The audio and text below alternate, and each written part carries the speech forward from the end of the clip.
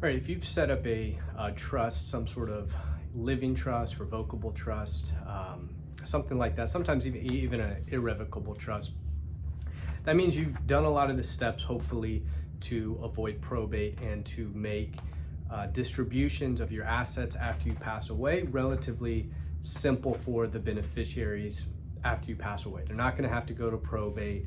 It's probably going to be a lot less money to administer the trust. But there are some things that the person in charge is going to have to do. Now, we would call this person the successor trustee, right? When you set up a trust, it's your trust.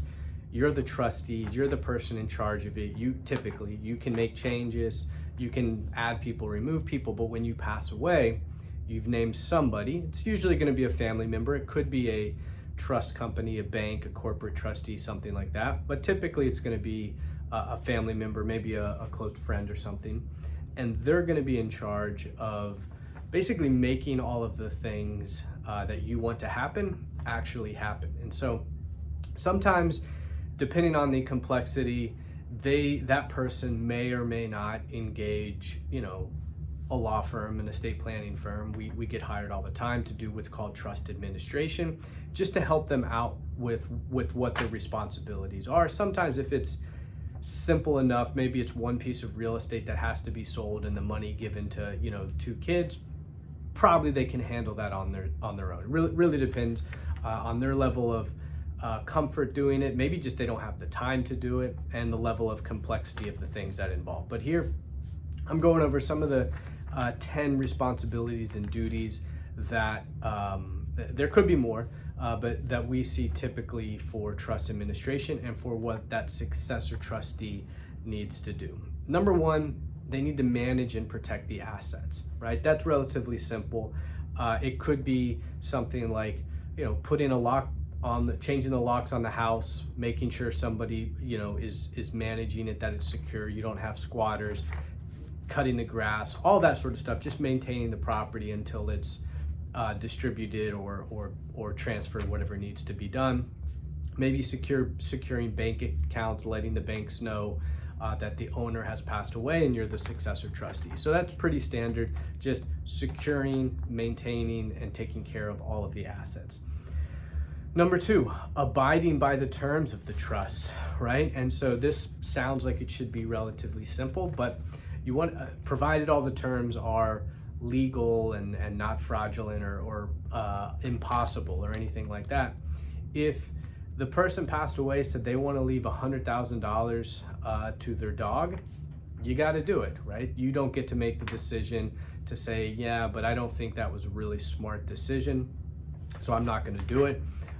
You have to, right? That's one of your obligations as the trustee, regardless of how ridiculous or unfair. Maybe they're leaving everything to one kid and the other kid got left out and you just don't think that's fair, so you want to make it right.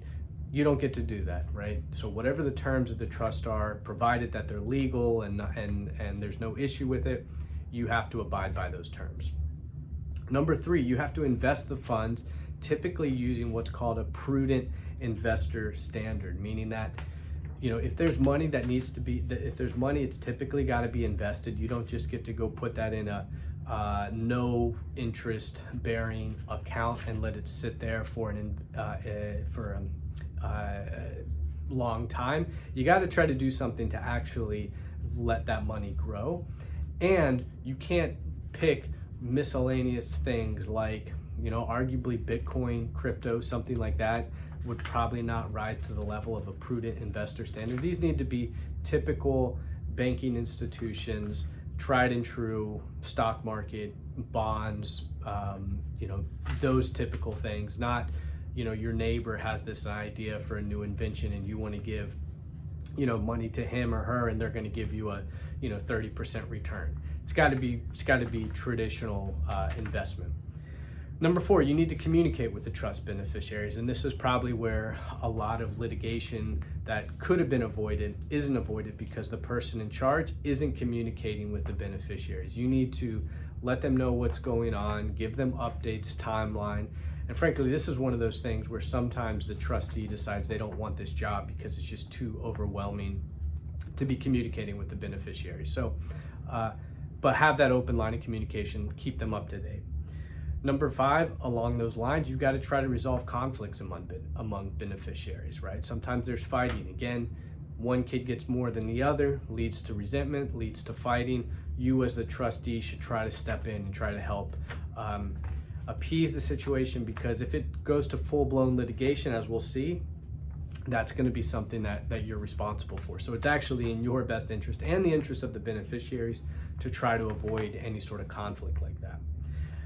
Number 6, making discretionary decisions. So maybe the person who set up this trust gave you discretionary decisions to give out money. For example, maybe that person set up a trust for their kid, but the kid is not maybe mature enough to receive a substantial amount of money. Maybe they have some health issues, maybe they've got drug addiction, alcohol addiction, gambling, or they've got a bunch of creditors, something like that. They've given you the discretion to make payments as you see fit. So that's something you have to take into consideration, and that might be something that you have to do, making discretionary decisions. Number 7, ultimately distributing trust funds to the beneficiary, right? That's what most people are going to think about. You've got to make those distributions, set up those bank accounts, set up trusts for the beneficiaries if necessary, but ultimately you're going to be making those distributions. Number 8, keep detailed records. And this is where I see a lot of people fall short.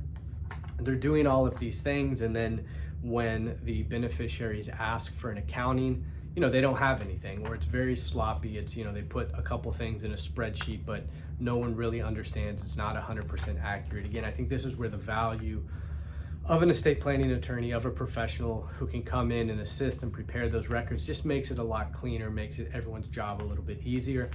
But if you decide not to go that route, you don't want to spend the money, you think you can do it, that's fine. Just make sure you're keeping very, very detailed records. Number 9, there's probably going to be taxes that need to get paid. So you got to prepare and pay those taxes. Hopefully, again, you're probably going to bring in a professional, bring in a CPA to assist with that. But there will likely be taxes that have to be paid. And then lastly, hopefully it doesn't get to this, but you've got to defend the trust if it's being litigated against, if it's being sued, right? You might have to hire litigation counsel to assist you with that if it's being sued for whatever reason.